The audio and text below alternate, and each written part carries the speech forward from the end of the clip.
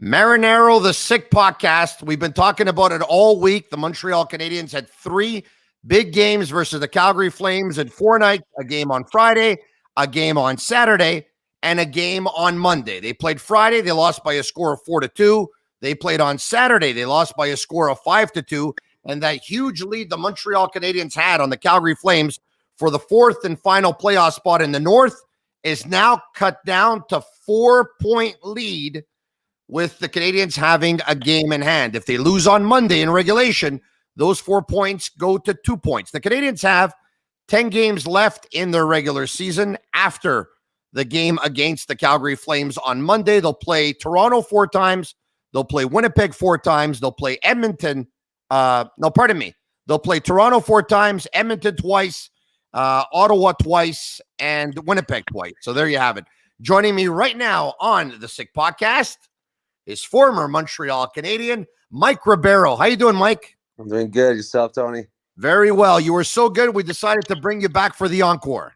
Perfect. All right. You're smiling. I'm smiling. Everyone's laughing because this whole thing has become a joke here. I mean, don't tell me that the Montreal Canadiens are going to blow it again. But, Mike, it's not good. And the Canadiens had a good first period. But after that, it was all downhill from there. How'd you see the game?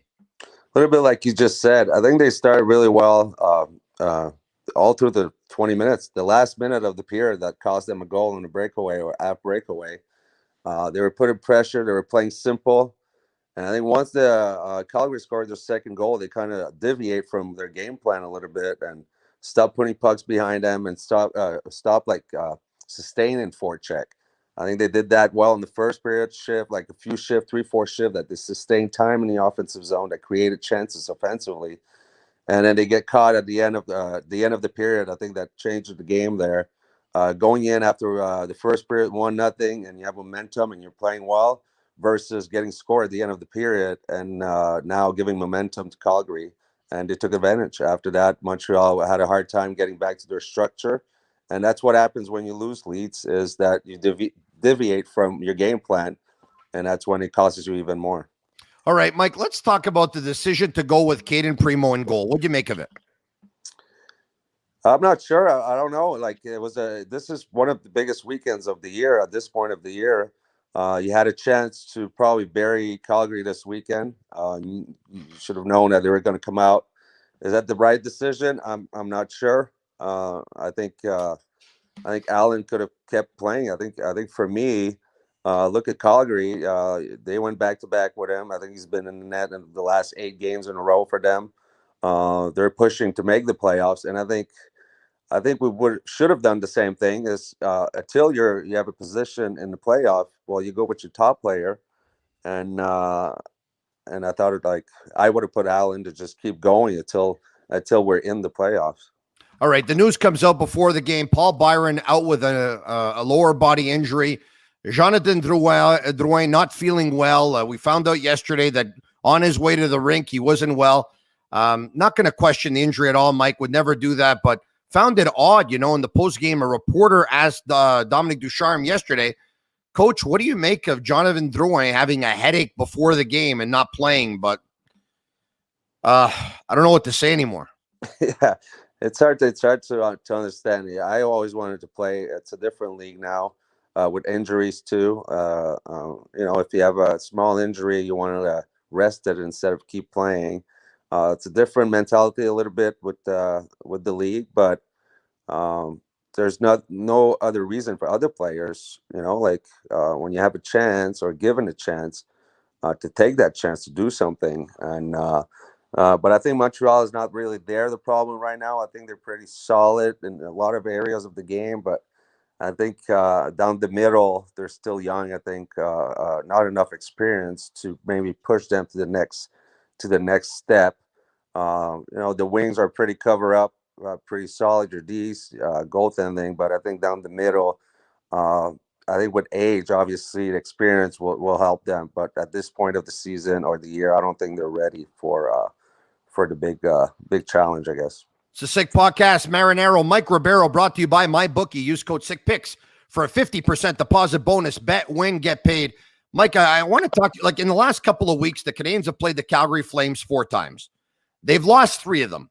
The only game that they won, a 2-1 win, signed Tyler Toffoli with his 2 goals and Jake Allen, who stood on his head.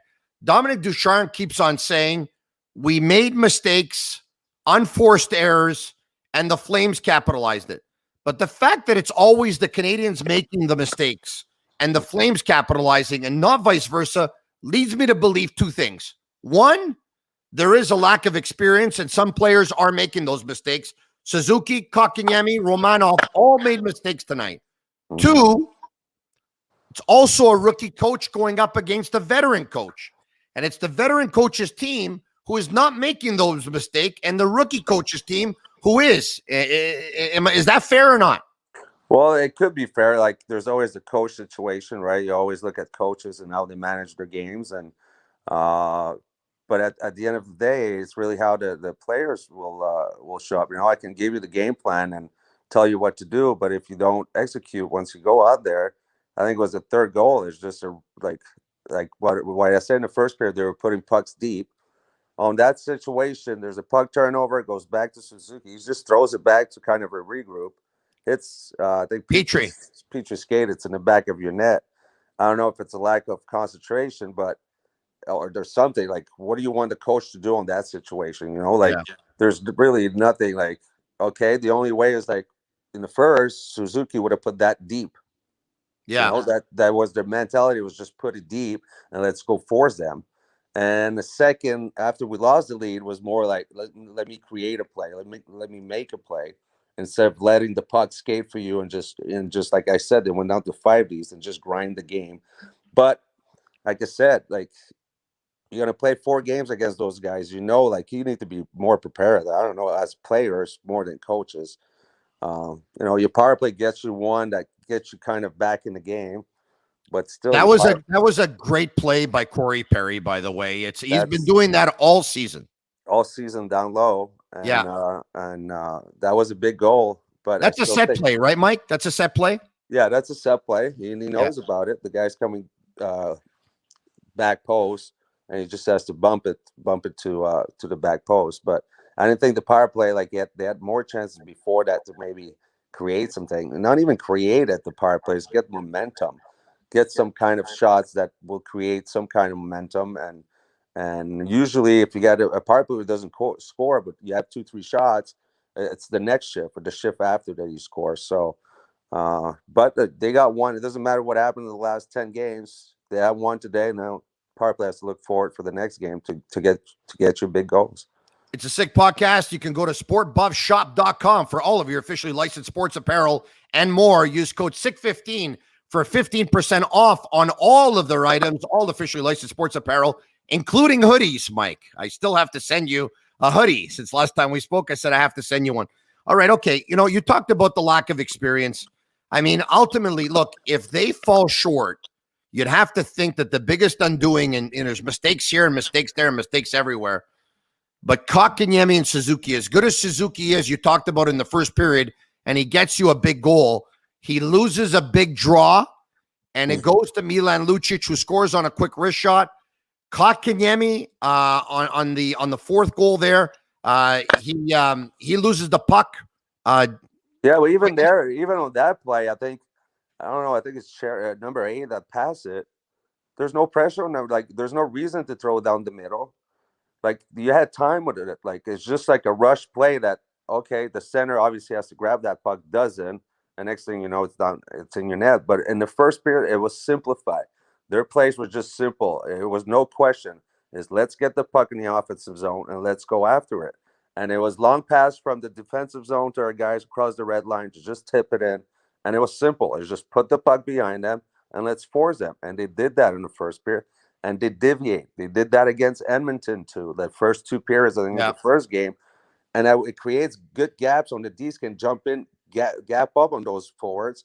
And Edmonton had nothing for 2 periods until in the third period, for no reason, we went from a 1-1-3 in the neutral zone to a 1-4 and just letting guys come in. I think they deviate. They need to learn how to play with the lead after 2 and how to come back. I thought tonight maybe, okay, there's still 14, 15 minutes left in this game. It's 4-2. I thought they were going to come back. There's teams that do that like, okay, when we're down, we need to react and get this win, and that's when you elevate your play. The Sick Podcast, Montrealers, are you tired of going to the gas station? Use Fuel It service, whether you're at home, work, or anywhere in between. Download the Fuel It Canada app. Fuel It, bringing gas to the 21st century. Mike, speaking of gas, it looks like the condensed schedule after the COVID break, it looks like these guys are running out of gas. Jeff Petrie was a -3 tonight. He was not very good. Corey Perry was great on that power play. Of course, we saw it. That was a set play, of course, to the guy off the back post, but he was a -4.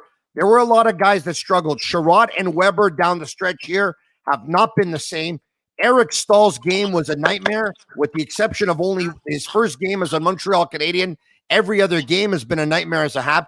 Talk to me about Eric Stahl. Talk to me about some of the older players. Does this look like a team that's running out of gas to you?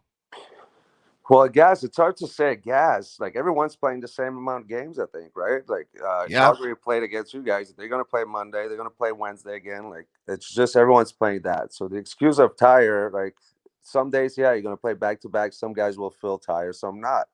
One other thing that I see is that there's no offense from the back end now. Like, there's zero offense, right? If you look at top teams in the league, their Ds are involved in the play. Their Ds are creating offense for the teams that are on top. I think I don't remember the last time I saw a D score from the back end. So you need everyone to gel, and they have 10 games to do it. The Ds have to jump on the play. They need to trust each other, right?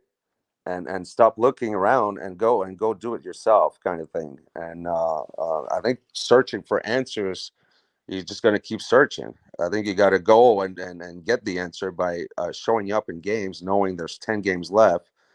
And there's some guys missing. We need to work harder. It's pretty simple and smarter, just smarter. Yeah. And it's costing us like the last 3 games, you're up or tie after the second period on the road. There's not much you can ask, but they crumble at the end, or they deviate from the game plan. I think the first 2 months of the season, they had most points by their defensemen of any team in the National Hockey League. In the last month of this season, they have the least amount of points generated by their defense. Gustafsson came in on Friday night, and he came in on Saturday night. And on Saturday night, on the 2 Canadiens goals, everyone's talked about him being a defensive liability when they acquired him. But on the 2 Montreal Canadiens goals, he picked up 2 helpers. You can tell how much they need an offensive defenseman, a puck-moving defenseman, a guy who can generate points, because, look, Gustafsson is leading the charge now, and he's the only one. Yeah, like I said, these are part of the offense now. It's a 5-man unit, and you'll see, like, there's no really 3-on-2s anymore in this league. It's 4-on-3s. Guys are back-checking. So you need those Ds to jump into play and create offense for you, or bringing the puck up the ice and creating a play. And it's not happening right now. And a lot of times when it's not going well, you don't want to push it. You want to force it, and then you get caught. And then, so you're kind of stuck in between right now. But I don't think it really matters anymore what happened. There's 10 games left, like you said. It doesn't matter what happened for the last 40 games or 46 games. It's really the guys have to dial in and decide which kind of game are we going to play. Yeah, but Mike, I know earlier on you said, hey, listen, the coaches give the players the game plan, and then the players have to go out and they have to execute. I get all that. But to you, Mike Ribeiro, is it normal that when the Canadiens relieve Claude Julien of his duties, a guy who's got almost 20 years coaching in the National Hockey League, his associate coach, Kirk Muller, who's been coaching in the league for about 15 years, and they replace him with Dominic Ducharme, who had never coached a game in the National Hockey League as a head coach, and Alex Burrows, who had never been an assistant in the National Hockey League at all? You think it's normal that they went from that amount of experience to very little experience when they needed it most? Don't you think the fact that they are inexperienced as a coaching staff is hurting them? Like right now, I watch them. They don't look like they have the solutions, Mike. So, yes, it can hurt. But I don't think at the beginning of the season, with all the moves you made, that you ever thought you're going to fire Julien. I think with all you move that you bring in those guys to get their group to get moving forward. And then it kind of happens at the beginning of the year, and everyone's like, okay, everything's fine, right? We got the right moves. We got the right players. And then, you lose 5, 6 in a row, then you're done. And then you're stuck. You're like, okay, I got to fire my coach, right? and you fire him, but then you're like, okay, wait. A lot of times in the middle of the season, it's the assistant coaches just replaces. Look at Dallas. Was it Dallas last year or the year before? Or a lot of Yeah. times, or a lot of Bonus times, taking over Montgomery. Yeah. so a lot of times when coach gets fired during the season, will be an assistant that already know the group, that Yeah. already have the plan going forward, and like you got to win now. So to bring a new coach that didn't know the guys, didn't know really the game plan, that close, it's a kind of a mix that like that Ducharme is using right now, and you can see it on the power play too. Like guys are not scoring right now because they're thinking. It's new system. It's a new breakouts. It's new end zone. So now you're thinking about the plays you practiced 2 days ago, and you're not. It's not automatic. So you're late. You're late because you're thinking.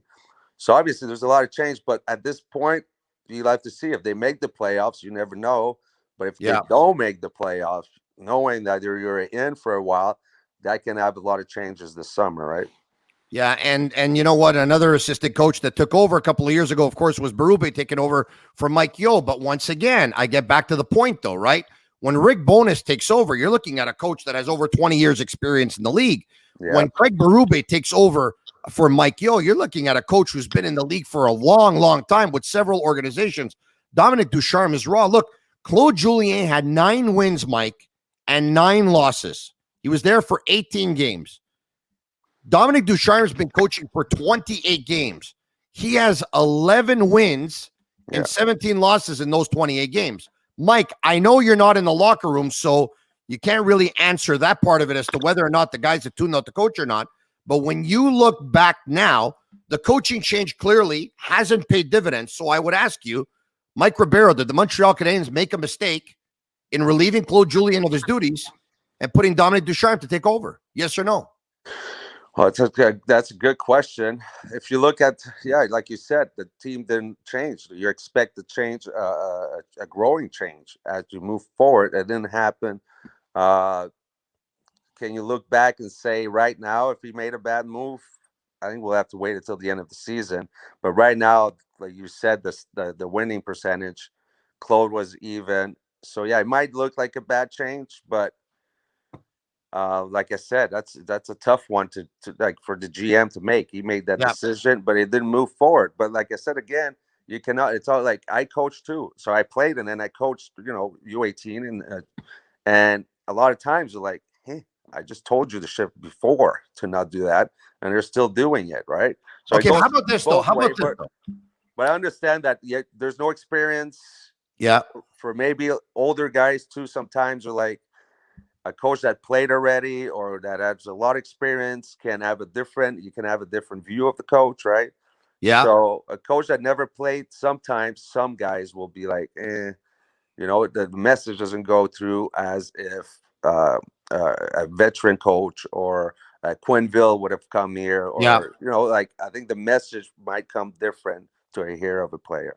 How about this? How about, listen, we all know that Kirk Muller's power play was not overly convincing. The results weren't great in the time that he was there as the associate coach. But Kirk Muller is a guy who played a very important position, which was center, was part of a Stanley Cup winning team, of course, in 1993. And the Canadiens are hoping that Nick Suzuki and Jesperi Kotkaniemi take 2 steps forward. Both of them centermen. Also have Jake Evans, who plays center, who does not have a lot of NHL experience. How much do you think it hurts that these young center icemen don't have anyone who played center that can lead them or help them in that regard? Does that hurt? Well, yes, I think it will hurt. I think you need someone to teach them the game. You never stop learning the game, right? Even when you're playing. Someone like Mike Ribeiro? Someone like Mike Ribeiro would help them come out of their slump. That's another inexperienced coach, though. I know, but the difference is that I was coached by real coaches. Like my first coach, right? It was Alain Vigneault. Had it was really Dave Tippett that they're still coaching. Had Terrien. I got Claude Terrien. I got Laviolette. I got Adam Oates. Michel Terrien, not Claude Terrien. I had Claude Julien and Michel Terrien. Yeah, Claude Julien. Vigneault, Michel Terrien, Claude Julien, Claude Terrien, same thing. Same thing. I had Laviolette, so I had really good coaches, right? So Yes, I've been listening. I've learned, even like when I went to the minors, Dean in Minnesota too. I learned some face-off plays that he had. So I've been learning since I started playing. Who is And that? Who is that in the minors? Dean, Dean he's Evison? yes, Okay. he was in Milwaukee, and I still learned some face-off plays, different perspective from a different coach. So I've been grabbing whatever is good from every coach and keep it for myself. Okay, no, but so all kidding aside, then having said that, do you think you can help them? Even right now, as raw as you are? Well, power play, there's no doubt in my mind that I can help them. And even though power plays have changed, some of them have changed to the flank. They like those guys off wing shooting, and that's okay. But you need to change the box or the diamond of the penalty kill. And by going from half wall to those shooting flanks, you change the positioning of the defensive box, and now you can create lanes. Oh yeah, if it's a power play, I think I can help right away. Listen, you still hold hope, and I know you played with Shea Weber, and I know you like him a lot personally, and we all get it. He does have a cannon of a shot, but it almost seems like every shot is getting blocked. If it's not getting blocked now, it's missing the net. Like, you realize how many Montreal Canadiens fans don't want to see Weber on the power play anymore? As crazy as that would sound, like before the season would start, if I would say, well, no, we don't want to see Weber on the power play, everyone would say, well, you crazy. He's got one of the hardest shots in the league. It's really tough watching Weber on the power play. What would you do with him on the power play? Well, he's a shooter only. So he's not a guy who's gonna, like, if you make him a bad pass, he's gonna grab that puck and make a play out of it, right? He's really there just standing to shoot. You got to create space for him to shoot because he's not Ovechkin, he's not Stamkos, he's not a guy that is mobile like that can move and go down and up. He has to be a shooter only. But how do you want, if he's the guy who's you're gonna get your first shot, you have to create space from him. How are you gonna create space from him? Is to moving the box lower on the right side to create space on the left side. So if you really want, he got a few shots today, but he got blocked. You got two blocked, one wide or something like that, right? But if it's that you want, well, then you have to create space for Shea because Shea is not Ovi and it's not a Stemco. That even if you make a bad pass, you can grab that puck, take two-step and wrist it in. That's not Shea. So it has to depend. I thought they did okay. They had three righties, two lefties on that power play with Weber.